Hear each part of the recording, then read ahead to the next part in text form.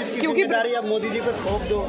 Modi ji PM बने हैं ना, ऐश करने के लिए बने हैं, जनता को जवाब देने के लिए बने हैं। अगर उनके पार्टी से चुना हुआ एमपी एक सेक्सुअल हैरासर है तो उस पर कौन इंक्वायरी करेगा, उस पर कौन एक्शन लेगा? हम मर्डर का मुकदमा है, गुंडा एक्ट लगा हुआ है, पता नहीं कौन से दाऊद इब्राहिम को आपने एड किया है, बाबरी मस्जिद का इलीगल डेमोलिशन में आप शामिल थे। आपसे डर क्या हो सकता है वो आपके साथ हो, लेकिन जिन लोगों ने आपसे डरना छोड़ दिया है या उनको मालूम है कि अगर वो डरते रहे आपसे तो जिंदगी में उनका पहलवानी तो आगे नहीं बढ़ पाएगी, वो लोग यहाँ पे खड़े हैं। सबके बदनामी का इतना डर है तो अपने पॉलिटिकल ऑर्गेनाइजेशन में जितने रेपिस्ट, मर्डरर, जेनोसाइड करने वाले, मुसलमानों की हत्या करने वाले लोग हैं उनको हटा दीजिए, नहीं होंगे बदनाम। जो आम नेता लोग हैं वो तो अलग अलग जगह से भाषण दे रहा है। प्रधानमंत्री का पूरा ट्रोल आर्मी लगा हुआ है इंटरनेट पे इन लोगों को बेइज्जत करने के लिए, इन लोगों के कैरेक्टर पे सवाल उठाने के लिए। क्यों प्रधानमंत्री कुछ नहीं कह रहे, हमको भी जानना है। क्यों स्मृति ईरानी कुछ नहीं कह रही है, हमको भी जानना है।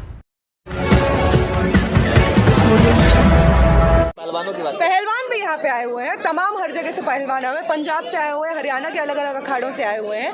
कौन से पहलवान हैं जो आपके खिलाफ हैं, जो आपसे डरते हैं, जो जानते हैं कि आपके ऊपर कितना मर्डर का मुकदमा है, गुंडा एक्ट लगा हुआ है, पता नहीं कौन से दाऊद इब्राहिम को आपने एड किया है, बाबरी मस्जिद का इलीगल डेमोलिशन में आप शामिल थे। आपसे डर क्या हो सकता है वो आपके साथ हो, लेकिन जिन लोगों ने आपसे डरना छोड़ दिया है या उनको मालूम है कि अगर वो डरते रहे आपसे तो जिंदगी में उनका पहलवानी तो आगे नहीं बढ़ पाएगी, वो लोग यहाँ पे खड़े हैं सबके सब। ये राजनीतिक साजिश है, कांग्रेस का कुछ है नहीं तो दीपेंद्र हुड्डा जो है कांग्रेस के नेता, उनकी पूरी बिसात बिछाई हुई है। हम तो कांग्रेस से नहीं है, हम लोग भी आपके खिलाफ है ना। विनेश फोगाट का पूरा फैमिली कांग्रेस से है, जो आपके साथ थे कुछ समय पहले तक। आज वो आपका असलियत जान के आपके खिलाफ यहाँ पे खड़े हैं, आपके खिलाफ यहाँ पे प्रदर्शन कर रहे हैं। लेकिन ये तो कह रहे हैं ना कि प्रधानमंत्री के खिलाफ नहीं है। बृजभूषण भी कह रहे हैं कि भाई प्रधानमंत्री अगर बोल देते हम इस्तीफा दे देंगे। अगर क्यों नहीं कह रहे? बिल्कुल, प्रधानमंत्री क्यों कुछ नहीं कह रहे हैं? प्रधानमंत्री का जो तमाम नेता लोग हैं वो तो अलग अलग जगह से भाषण दे रहा है। प्रधानमंत्री का पूरा ट्रोल आर्मी लगा हुआ है इंटरनेट पे इन लोगों को बेइज्जत करने के लिए, इन लोगों के कैरेक्टर पे सवाल उठाने के लिए। क्यों प्रधानमंत्री कुछ नहीं कह रहे, हमको भी जानना है। क्यों स्मृति ईरानी कुछ नहीं कह रही है, हमको भी जानना है। क्या लगता है आखिर क्या वजह है इसके पीछे? वही वजह है जिस वजह से कुलदीप सेंगर के ऊपर इतना बीच बचाव का काम चलता है, जिसकी वजह से कठुआ में रैलियां निकाल दी जाती हैं रेपिस्टों के समर्थन में, जिसकी वजह से बिल्किस बानो के कन्विक्टेड रेपिस्ट और मास मर्डरर्स का पैर छुआ जाता है, उनको माला पहनाया जाता है। ये वही रीजन है। क्या दो जातियों की लड़ाई है ये, राजपूत और जाट। जो सरकार का पूरा पॉलिटिक्स ही लोगों को जाति के आधार पर, धर्म के आधार पर, अलग अलग चीज़ों के आधार पर बांटने की राजनीति है, वो कभी भी लोगों का यूनिटी नहीं समझ सकती है। वो चाह रहे हैं कि यहाँ पे वो प्रोटेस्टर्स जो एक आवाज़ में कह रहे हैं कि बृजभूषण शरण एक सेक्सुअल हैरासर है और उनको तुरंत निलंबित किया जाए, उनके ऊपर इंक्वायरी की जाए, उन सब के इसी एक आवाज़ में कहने के लिए लोग यूनाइटेड हैं। हम लोग को जात के आधार पर, रिलीजन के आधार पर बांटना बंद करिए। वो हमारा पॉलिटिक्स नहीं। अगर बात है तो हम भी अपना समर्थन खड़ा कर देंगे साथ में। कौन करेगा? लोग आ जाएंगे, बृजभूषण कह रहे हैं कि अगर समर्थन की बात है तो हमारे भी समर्थन में बहुत लोग उतर आएंगे सड़कों पर। हमको सोचने का जरूरत है कि एक इंसान जिसके ऊपर सात औरतों ने, और वो मतलब ऐसी औरतें हैं जो अलग अलग समय पर देश को रिप्रेजेंट करती रही हैं, 7 औरतों ने उस पर यौन उत्पीड़न का आरोप लगाया है, उनमें से एक माइनर है। ऐसे इंसान को हिम्मत कैसे होती है कि वो डराने की कोशिश कर रहा है जो कंप्लेनेंट्स हैं उनको, ये कह रहा है कि तुम जो न्याय की डिमांड कर रहे हो उसके विरोध में हम लोग एक आंदोलन खड़ा कर देंगे। कौन है वो लोग जो इसको हिम्मत देते हैं? कौन है वो लोग जो बृजभूषण शरण, एक रेपिस्ट, एक जिसके ऊपर 40 के 40 केसेस हैं, ऐसे इंसान की हिम्मत कैसे होती है कि आज के दौर में जब महिला आंदोलन में इतना यौन उत्पीड़न के ऊपर इतना बातचीत होता है, यही सरकार बात करती है यौन उत्पीड़न के लिए, मोदी जी को जब मन करे वो आंसू बहा देते हैं। हिम्मत कैसे होती है बृजभूषण शरण की ये सब बोलने के लिए? कौन लोग हैं जो उसको ताकत दे रहे हैं? उसके बारे में बोलने का जरूरत है। बृजभूषण कह रहे हैं कि बजरंग पुनिया का एक ऑडियो वायरल हुआ है, वो कह रहे हैं कि लड़की का इंतजाम करो जल्दी से।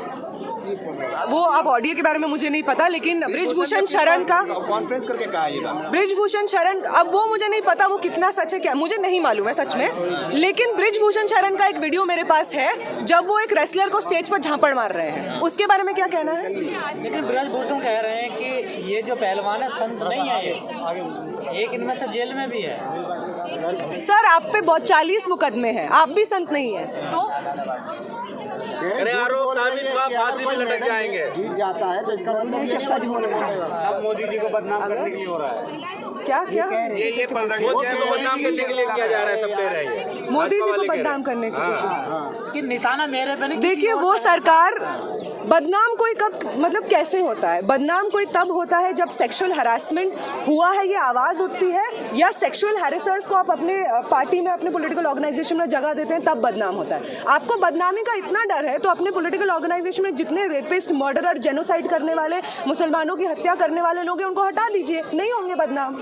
लोग आपको शाबाशी देंगे कि आप तो स्टैंड ले रहे हैं, आप चाहते हैं कि एक बेहतर देश बने, लोग आपस में भाईचारे से रहेंगे, लोग आपके बारे में कहेंगे। मत होने दीजिए अपने आप को राजनीति बदनाम। कर रहे हैं, आगे चल के विधायकी का चुनाव लड़ेंगे हरियाणा में लोग। कौन है ये लोग? राजनीति तो आप भी कर रहे हैं, आप क्यों नहीं हट जा रहे हो? आपके ऊपर जब इतना सारा केस है, राजनीति करने का क्या मतलब है? जब किसी के मूलभूत अधिकारों का हनन होता है और वो अपने अधिकार मारने के लिए जाता है, उसको आप राजनीति कहेंगे? या वो इंसान जो कह रहा है कि अरे हम भी बांट देंगे, हम तो 2 हिस्सों में बांट देंगे, अपना आंदोलन खड़ा कर देंगे, हमारे पास बहुत सपोर्ट है, वो राजनीति कर रहा है?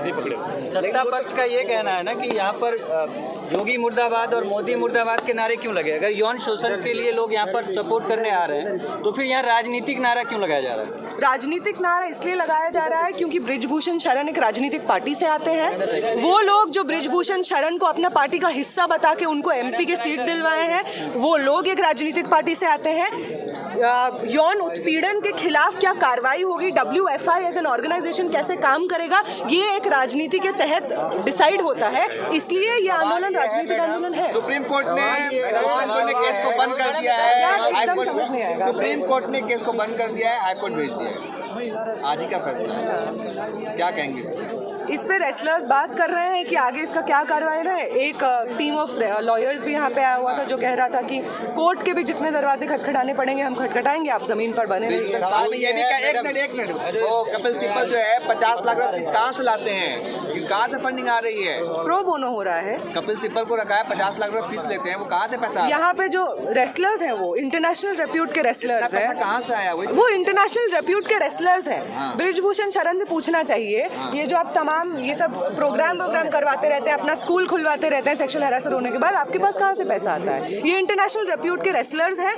तमाम यहाँ पे जो जनता है उसका समर्थन उनको है। वो चंदा अगर करने को बोलेंगे तो 1-1 रुपया जमा करके हम पैसा जमा करेंगे ताकि वो कोर्ट में केस लड़ सके। मैडम सवाल ये है कि जब आपके साथ शोषण हो रहा था उतने दिन से आप कहाँ थे?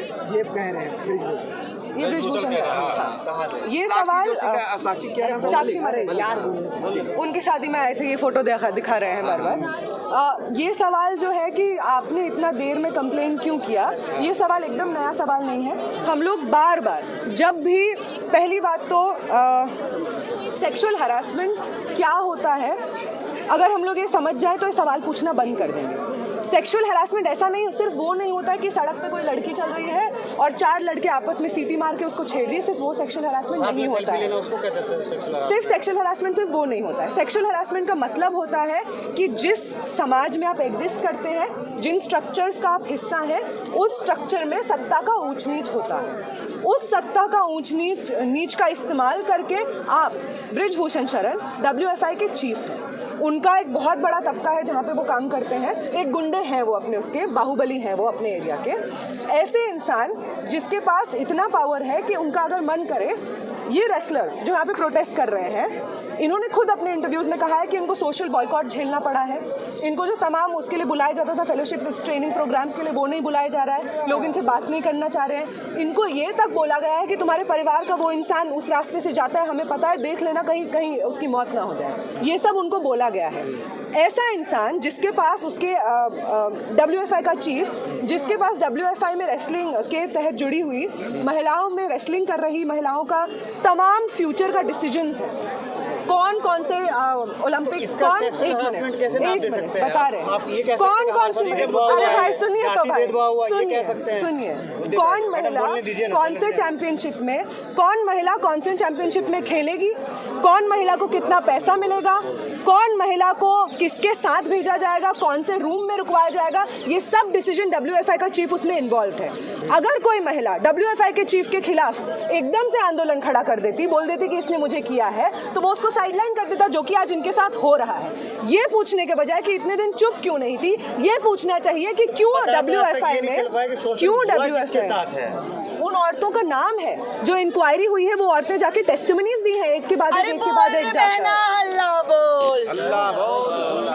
करता है। सेक्सुअल हरासमेंट काम करता है जब एक ताकतवर पुरुष के हाथ में अपने अंडर काम कर रही हर महिला का पूरा फ्यूचर होता है, पूरा जिंदगी होता है। ऐसे स्थिति में महिलाओं का उस आदमी के खिलाफ बोलना कितना मुश्किल होता है, ये हमें समझना चाहिए। जितना सेक्सुअल हरासमेंट, रेप का केसेस आता है वो फैमिली के, उसमें से ज्यादातर केसेस फैमिली के अंडर आता है। मोदी जी कैसे हो गए? उसके जिम्मेदार मोदी जी इसलिए हैं क्योंकि अब मोदी जी पे थोप दो। मोदी जी पीएम बने हैं ना, ऐश करने के लिए बने हैं या जनता को जवाब देने के लिए बने हैं? अगर उनके पार्टी से चुना हुआ एमपी एक सेक्सुअल हरासर है तो उस पर कौन इंक्वायरी करेगा, उस पर कौन एक्शन लेगा? हम लोग तो ले नहीं सकते, हमारे पॉलिटिकल पार्टी से तो है नहीं, मोदी जी को ही लेना पड़ेगा। स्मृति ईरानी को कैसे दर्ज हुआ? यहाँ पे इतना बैठ के रोना पीटना करना पड़ा, कोर्ट में जाना पड़ा, तब जाके एफआईआर दर्ज हुआ। क्यों नहीं हुआ पहले एफआईआर दर्ज? क्या एक मूलभूत अधिकार नहीं है? कोई महिला के साथ अगर सेक्सुअल हरासमेंट होता है वो पुलिस के पास जाती है, क्यों दिल्ली पुलिस ने एफआईआर नहीं दर्ज किया जब पहली बार उनके साथ गए? क्यों जाके कोर्ट में जाना पड़ा? ये सवाल होना चाहिए कि क्यों हर मौके पे जितना मुश्किल आप बना सकते हैं न्याय पाने की प्रोसेस को उतना मुश्किल बनाया जा रहा है। और इस पूरे प्रोसेस में भाजपा के अलग अलग नेता चुप हैं, प्रधानमंत्री चुप। लेकिन सवाल ये है कि लोग कह रहे हैं कि आप लोगों को विपक्ष वाले ने बिठाया यहाँ पे। हम तो विपक्ष वालों को हम तो नहीं बैठाए, हम लोग तो स्टूडेंट्स हैं। किसने की है फंडिंग? ये तो शाहीन बाग के वक्त भी बोला गया, किसान आंदोलन के वक्त भी बोला गया, हर बार आप यही बोलते हैं। आपके खिलाफ जितना लोग आंदोलन करते हैं, विरोध कर रहे थे। कौन लोग विरोध कर रहे थे? विनेश फोगाट मूवमेंट कर रही थी। विनेश फोगाट शाहीन बाग में बैठी हुई थी, हमें भी दिखाइए। उनके ट्विटर देखिए, उनके जो हाँ हम देखना चाहते हैं। हाँ हम देखना चाहते हैं। तो आप तो दो चीज बोल रहे हैं ना, आप तो ये बोल रहे हैं कि यही लोग प्रोटेस्ट कर रहे थे शाहीन बाग में, फिर बोल रहे हैं कि अरे नहीं नहीं ये नहीं कहा आपने, बोला ना ये बीजेपी बोल रहे हैं। उस टाइम पे विरोध कर रहे थे उन लोगों का, शाहीन बाग में पैसा मिलता है, बिल्कुल कर रहे हैं, बिरयानी कर रहे है थे एकदम। चलिए ठीक है मैम, ये यार आखिरी बात, वो बिल्कुल विरोध कर रहे थे। और तमाम वो लोग जो हमेशा शाहीन बाग की तरफ या फार्मर्स मूवमेंट की तरफ, किसान आंदोलन की तरफ ऐसे सोच के देख रहे थे कि अरे ये लोग तो फालतू लोग हैं, बिना मतलब के बैठ गए हैं, पैसा दिया जाता है। आज वो लोग पूरा फोगाट फैमिली जिसको मोदी जी बोले थे कि हमारे परिवार का हिस्सा है, वो फोगाट फैमिली जो मोदी जी के खिलाफ कुछ बोलता नहीं था, आज ऐसा क्यों हो रहा है कि मोदी जी के समर्थकों को ही यहाँ पे जंतर मंतर पे आकर अपना न्याय मांगना पड़ रहा है? इसका मतलब यह है कि मोदी जी किसी के सगे नहीं है, वो सिर्फ सत्ता के सगे हैं। और जो इंसान सत्ता का सगा होता है उस इंसान के साथ कैसा सुलूक होना चाहिए इस जनता को मालूम होना चाहिए, आगे आने वाले चुनाव में भी और आगे आने वाले पूरे प्रोसेस। लेकिन एक आखिरी सवाल, बबीता फोगाट जो इनकी बहन है, वो तो समर्थन में बीजेपी के अभी भी इस्तीफा नहीं दी बीजेपी से उन्होंने। हाँ बिल्कुल नहीं दिया, और ये लोग उसके खिलाफ बोल भी रहे हैं ट्विटर पे।